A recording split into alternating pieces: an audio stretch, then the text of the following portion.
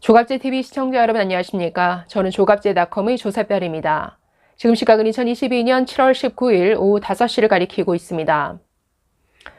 48일째 민주노총의 불법 점거가 이어지고 있는 대우조선해양에 대해서 윤석열 정부는 어제부터 공권력 투입을 시사했습니다. 오늘 윤석열 대통령은 출근길에서 우리 국민과 정부가 기다릴 만큼 기다렸다.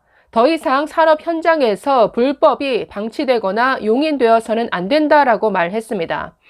윤 대통령의 이런 발언 이후에 오늘 오후에는 이상민 행안부 장관 그리고 윤익은 경찰청장 후보자가 나란히 헬기를 타고 거제도 파업 현장을 찾았습니다. 그래서 경찰의 공권력 투입이 임박한 것 아니냐 하는 추측이 나오고 있습니다.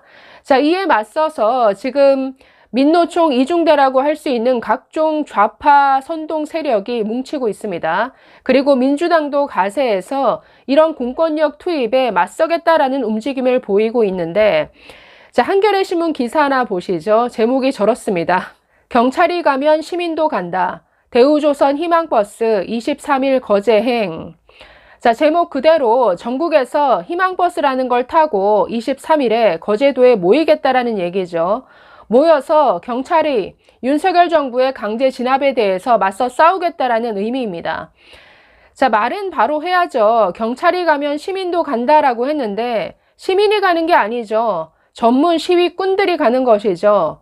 민노총 이중대라고 할 수 있는 좌파 선동꾼들, 항상 세월호 선동이라든가 여러 가지 불법 파업에 항상 따라다녔던 그 전문 시위꾼들이 이제는 저 거제도에 다 같이 모여서 이 윤석열 정부를 향해서 맞서 싸우겠다라는 이런 얘기죠. 지금 오랜만에 좌파들이 아주 물 만난 고기처럼 지금 다 모여들고 있습니다. 여기에 오늘 민주당도 가세하고 있는데, 민주당 박홍근 원내대표 오늘 원내대책회의를 마치고 이렇게 발언했습니다. 그냥 선 공권력 투입을 통해 무자비하게 이 문제를 정리하고 가겠다는 식으로 접근해서 이 문제가 해결될 수 있겠느냐라고 비판했습니다. 아니 그러면 공권력 투입 안 하고 지금 48일째 이어지는 불법 점거를 그냥 놔두고 방치하라는 겁니까? 아니 매일매일 지금 200억 원이 넘는 손실이 매일 발생하고 있습니다. 48일째 불법 점거가 이어지면서 지금까지 사측이 입은 손해가 6천억 원에 달합니다. 이게 계속 눈덩이처럼 불어나죠. 지금 민주노총 금속노조 하청지회 소속 150여 명이 불법 점거를 하는데 150여 명이 10만 명의 생계를 지금 위협하고 있습니다. 지금 불법 점거가 48일째 이어지면서 지금 협력업체들은 계속 일을 하지 못하고 일감을 계속 수주를 하지 못하니까 지금 줄도산입니다. 지금 7개의 업체가 이미 폐업을 했든지 폐업 절차를 밟고 있습니다. 이런 손해를 아니 박홍근 민주당 원내대표가 책임져 줄 겁니까? 지금 민주노총은 대우조선해양의 옥포 조선소에 있는 독 하나를 점거하고 있습니다. 이 선박 건조라는 게 컨베이어 벨트처럼 맞물려 돌아가기 때문에 독 하나를 점거하게 되면 나머지 4개의 독에도 연쇄적인 생산 차질을 빚습니다. 지금 이들이 불법 점거하고 있는 이 한 개의 독에는 거의 완성이 된 선박이 있습니다. 30만 톤급의 초대형 원유 운반선이 거의 완성이 되어서 자리 잡고 있는데 이 배를 바다에다 띄우는 진수 작업을 해야 됩니다. 그런데 지금 파업이 48일째 이어지고 있다 보니까 이게 계속 지체가 되면서 아니 발주한 선주에게 이 배를 넘겨야 되는데 이것까지 계속 늦어지겠죠. 그래서 하루하루 늦어지다 보면 매일매일 페널티가 발생하는 것이죠. 그래서 이 불법 파업으로 인한 이 손실이라는 것은 6천억 원 정도가 아니라 앞으로 눈덩이처럼 매일매일 불어납니다. 그래서 시급을 다투는 일이 되어버렸는데 아니 지금까지 48일도 너무나 지체가 된 거죠. 지금 속전속결로 처리해야 되는데 아니 언제까지 기다리란 얘기입니까? 게다가 민노총이 지금 요구하는 그 요구 사항이라는 게 어느 정도 합리적이어야 말이죠. 아니 임금 인상을 30% 해달라. 그리고 상여금을 300% 인상해달라. 이게 말이 됩니까? 아니 대우조선해양이 지난 17년간 국민 세금 10조 이상을 들여서 겨우겨우 생명을 연명해 온 이런 기업입니다. 국민 혈세가 이렇게 투입되어서 겨우 살려놓은 이 기업이 지난 수년간의 불황을 딛고 이제 겨우 살아나나 싶은 이런 단계에 와 있습니다. 자, 아직도 영업 손실이죠. 지난해 영업 손실이 1조 7,500억 원이었고 올해 1분기에만 해도 4,700억 원의 손실이 났습니다.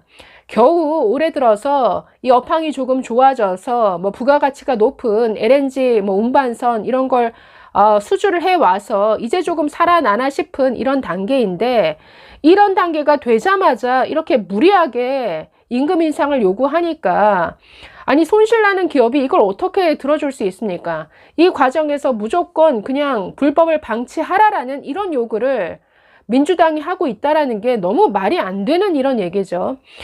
자, 문제는 이 강제 진압을 할 수밖에 없는 상황까지 왔는데, 자, 이렇게 지금 뭐 한겨레 신문 보도처럼 뭐 수녀 신부님도 대우조선으로 저런 보도도 있습니다. 정말 기가 막히죠. 지금 거제도 이 파업 현장에 전국에서 이제 전문 데모꾼들, 시위꾼들이 다 몰려들 것 같습니다.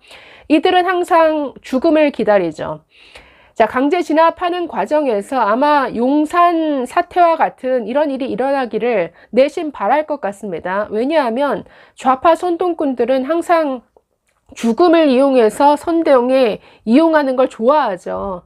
그래서 뭔가 강제 진압하는 과정에서 경찰이 죽든지 아니면 노동자 한 명이 죽든지 아마 이런 상황을 내심 바랄 겁니다. 지금 말로는 이런 파국을 막아보겠다라고 하면서 뭐 현장에 속속 모여들고 있지만 상황을 더 어렵게 만드는 것이죠. 그렇기 때문에 윤석열 대통령 고심이 깊겠지만 속전속결 해야 됩니다. 지금 상황이 더 복잡하게 꼬이기 전에 공권력 투입이 확실하게 이루어져야 할 것으로 보이고, 자, 오늘 여러 가지 현장 점검을 한 것으로 보입니다. 현장이 매우 위험합니다. 왜냐하면 이게 뭐 일반 건물이 아니라 지금 배 위에 올라가서 농성을 벌이고 있는 거죠. 거의 10m 높이까지 아주 좁은 계단으로 연결된 곳을 올라가야지만 있고, 거기에 뭐 각종 철제물, 또 지금 뭐 점거한 사람들 시너까지 가지고 있다라고 합니다. 여차하면 뭐 불을 붙이겠다라는 건데, 정말 현장이 각종 위험물로 가득하다 보니까 쉽지는 않을 것 같습니다. 자, 민주노총에 민주당까지 가세했고, 그리고 민노총의 이중대라고 할 수 있는 각종 좌파 선동 단체들까지 이제 현장에 모였습니다. 자, 지금 뭐 피할 수 없는 한판 승부를 벌여야 되는데, 네, 엄정한 법 집행이 좀 안전하게 이루어지기를 기대해 봅니다. 지금 여론은 이 윤석열 정부 편입니다. 국민 여론은 민주노총에 대해서 고울 리가 없죠. 그러나 이 강제 진압 과정에서 뭔가 희생자가 발생하게 되면 그걸 이용해서 아마 이 윤석열 정부를 흔들려고 할 텐데, 여러 가지 위험 요소, 리스크가 상당히 많지만 지금까지 강조해왔던 헌법, 그리고 법치를 무기로 해서 정면 승부 제대로 해보기를 기대해 봅니다. 감사합니다.